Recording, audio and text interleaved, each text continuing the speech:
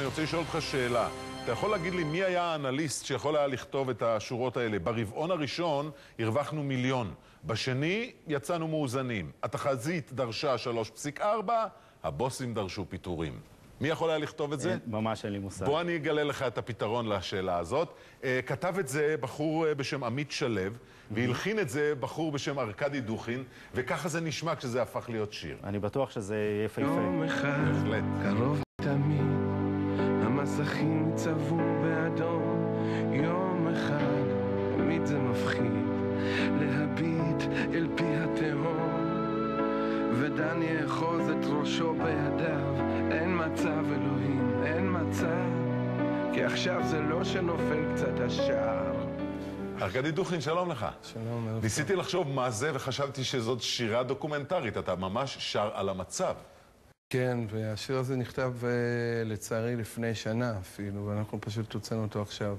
היה מישהו שראה את זה כבר לפני שנה. ואיך זה התגלגל? איך זה התגלגל שאתה הסכמת לקחת באמת חומר שהוא כל כך עיתונאי ולהפוך אותו לשיר?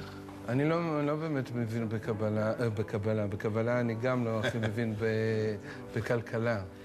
אבל אני חושב שזה שיר שהוא בעיקר מראה על חוסר איזון שיש בין בני אדם. זה שיש כאלה שרוצים המון ולא משאירים לכאלה שאין להם כלום, וזה אומר שזה לא יכול להימשך לאורך זמן. זה לא היה פרוידיאני, זה שאתה אמרת שאתה לא מבין בקבלה, כי יש קשר בין השיר הזה לבין הקבלה. נכון, אנחנו מדי יום שישי כבר כמעט שנה נפגשים עם דוקטור מיכאל לייטמן ושואלים אותו כל מיני שאלות, אני ועמית, ופשוט השירים האלה נכתבו על בסיס תשובות. אז אחת השאלות ששאלנו פשוט לפני שנה, תגיד מה יקרה עוד כמה שנים, הוא אמר איזה כמה שנים, עוד כמה חודשים. הוא צפה באמת את המצב הזה? צפה בדיוק את המצב הזה, כן. התחזית דרשה.